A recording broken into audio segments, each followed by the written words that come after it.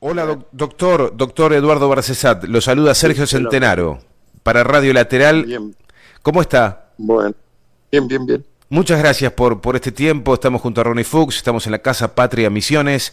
Ujú. Bueno, conversar con usted, consultarle, bueno, la preocupación que tenemos por la aprobación de la ley bases, el manoseo que hubo de esta ley, cuánto se le pudo sacar, cuánto se pudo peluquear a esta ley, y finalmente ese articulado que ha quedado vivo, y que será promulgado y que será ley a partir de ahora, de este año para todos los argentinos. ¿Qué poder de daño tiene a los intereses de los trabajadores, de las empresas públicas, de nuestra propia soberanía? Y después alguna que otra preguntita más que tenemos ahí en el tintero. Bueno, comencemos por lo siguiente. La aprobación que se ha hecho no satisface los requisitos que establece la Constitución para decir que se trata de un proyecto de ley aprobado. Esto porque las modificaciones introducidas, en algunos casos han sido en el Senado, la supresión de la propuesta, por lo tanto no tiene media sanción del Senado, o perdón, la sanción del Senado, y en ese caso el proyecto no puede ser tratado hasta el periodo subsiguiente, de manera que hay un largo tramo de lo que refiere tanto al capítulo del RIGIS, el régimen de incentivo de grandes inversiones, como al proyecto fiscal, que deben caer por declaración judicial, dado que pareciera que en la Cámara de Diputados no rigen las disposiciones. Lo que estoy diciendo está claramente expuesto en el artículo 82 de la Constitución Nacional. Pero vamos a la parte más general. ¿Puede ser ley esto? Yo digo que no.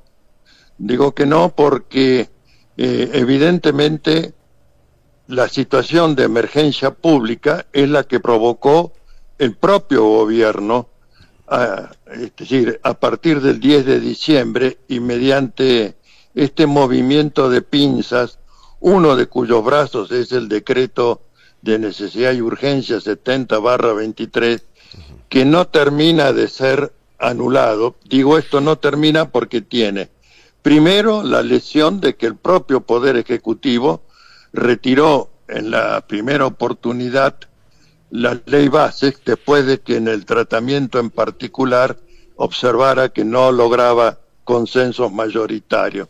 Al retirar ese proyecto, que entre uno de sus artículos estaba la ratificación del decreto 60, el propio Poder Ejecutivo le provocó una anulación al decreto 70/23, que ya debería haber sido así declarado por el Congreso de la Nación. Bueno, en lugar de eso, el Congreso de la Nación, por una iniciativa en senadores, vencido todo plazo de tratamiento del mismo conforme la ley que regula los decretos de necesidad y urgencia, presentó un proyecto de ley para que, yendo al fondo de la cuestión, lo declarara nulo, de nulidad absoluta e insanable, conforme el artículo 99, inciso tercero, segundo párrafo de la Constitución, porque no había ninguna necesidad y urgencia, y porque además había entrado en temas vedados por la Constitución para los decretos de necesidad y urgencia, como son la materia penal, con todo lo que dispuso sobre el código aduanero, el protocolo Bullrich caería también. No puede regular materia tributaria, bueno, había infinidad de artículos referidos a régimen impositivo, también eso cae, y no puede legislar en materia de ley electoral. Recordemos que este decreto 70 establecía imponer el sistema de boleta única, bueno, también eso cae. Es decir, es una colecta de inmundicia normativa imposible de ser pensada que no sea en una mente poco, poco atinada, por poner el término más suave, ¿no? Y además, ese decreto 70 tendría que haber cumplido los recaudos que establece la ley de procedimiento administrativo, que es indicar en los fundamentos qué organismos tomaron intervención, sea de la Administración Pública Nacional centralizada o descentralizada. Y lo que es más importante aún, qué autoridad jurídica del Poder Político Administrador dictaminó su legalidad. Bueno, el decreto llegó huérfano de toda mención a tratamiento en la Cámara de Senadores. Y uno se tiene que preguntar, bueno, pero esto que es elemental, que es el ABC del derecho, ¿no lo pudieron ver los señores senadores para directamente decir esto? Ni siquiera procede tratarlo porque no indica los expedientes administrativos ni la autoridad jurídica que dictaminó sobre su legalidad. Bueno, estas fallas no se pueden perdonar y por eso es que la Ley de Procedimiento Administrativo establece en su artículo 14 la nulidad absoluta e insanable cuando no se cumplen con estos requisitos en la producción de actos de propuestas de creación legislativa.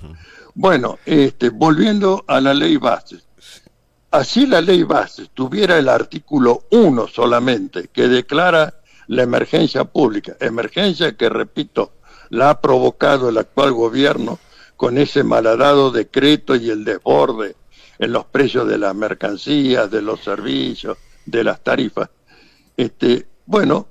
Ahora tiene declarada la emergencia pública y delegación de facultades en orden a esa emergencia pública.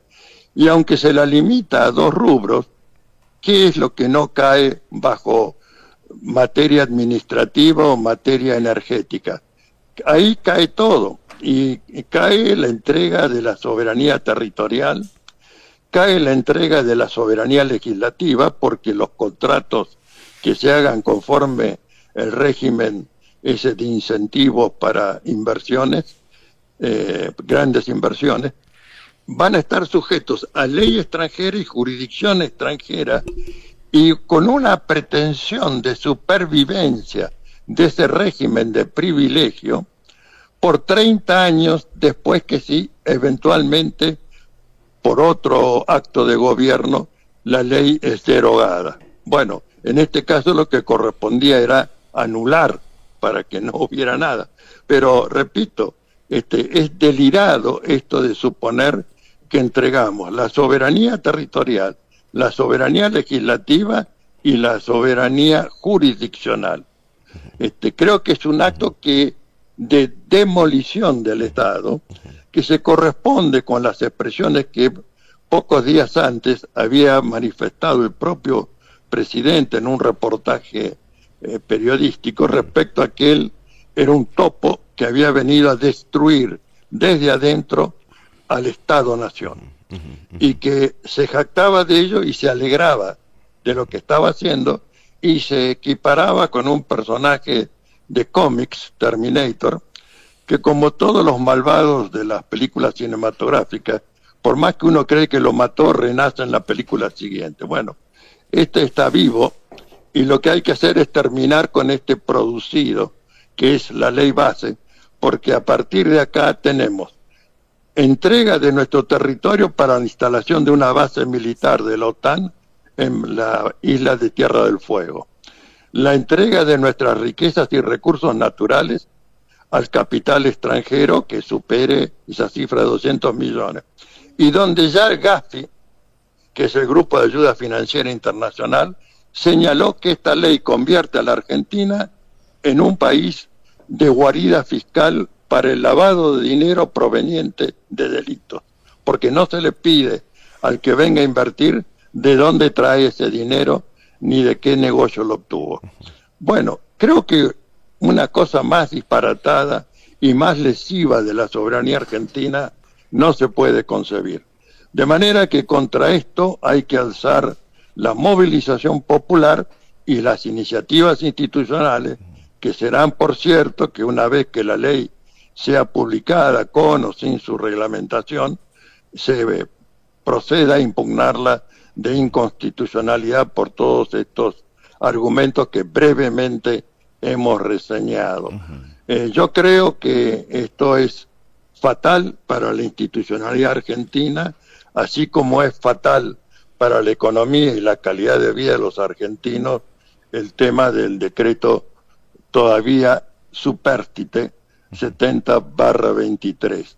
Y con motivo de esto es que hemos promovido el pedido de juicio político, un enorme elenco de entidades y personalidades, y apoyado con firmas de todo el pueblo de la nación argentina, pedido de juicio político contra el presidente y quienes han refrendado estos actos de violación del deber de obediencia a la supremacía de la Constitución Nacional, la incorporación quizás más señera que se logró en la reforma constitucional del año 94, que no solamente castiga los golpes de Estado que han asolado nuestra historia institucional con chirinadas militares, sino también cuando algún poder con legitimidad de origen transgrede los límites reglados de sus incumbencias constitucionales para apropiar, como es en este caso, las facultades del Congreso de la Nación.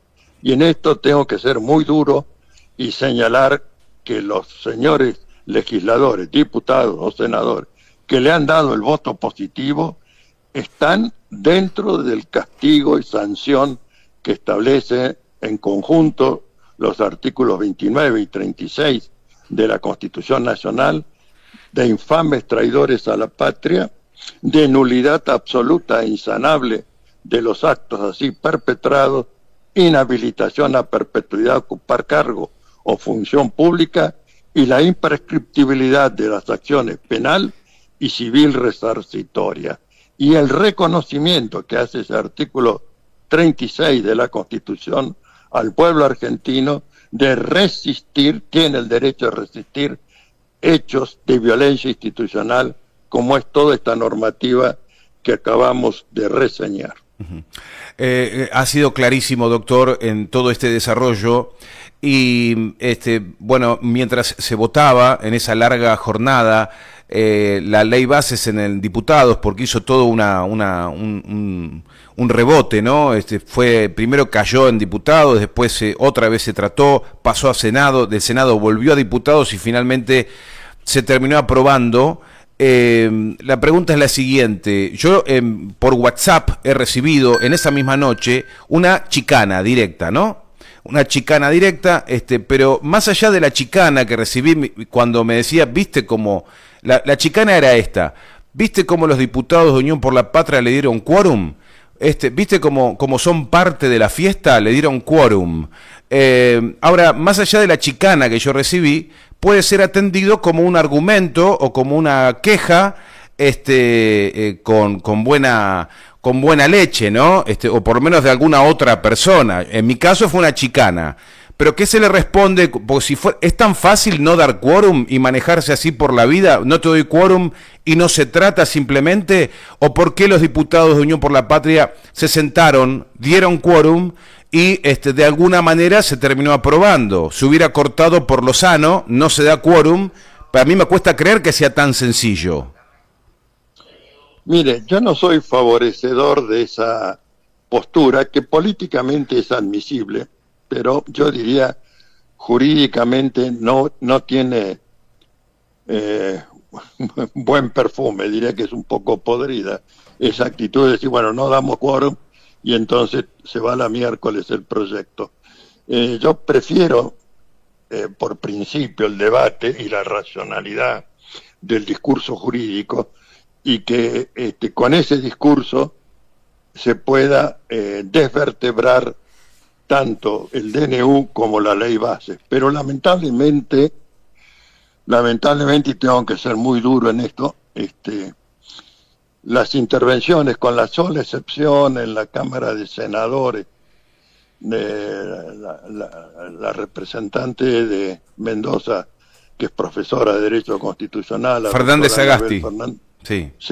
Uh-huh. El resto se dedicó a decir la ley es mala, que efectivamente lo es, el decreto es malo, que efectivamente lo es, pero les parece que les cuesta emplear los vocablos de la Constitución. nulo, de nulidad absoluta e insanable. Solamente Mayans, antes de que se votara respecto del DNU en el Senado, dijo: presidente, por Villarruel, lo que vamos a votar es la nulidad absoluta e insanable. Bueno, y así se votó. Pero esto hay que fundarlo en el debate, hay que ponerlo muy claro, de que la normativa es esta del 99, inciso tercero, segundo párrafo que antes invoqué, y por supuesto que no lo mencionó nadie. El artículo 36 de la Constitución Nacional, deber de obediencia a la supremacía de la Constitución.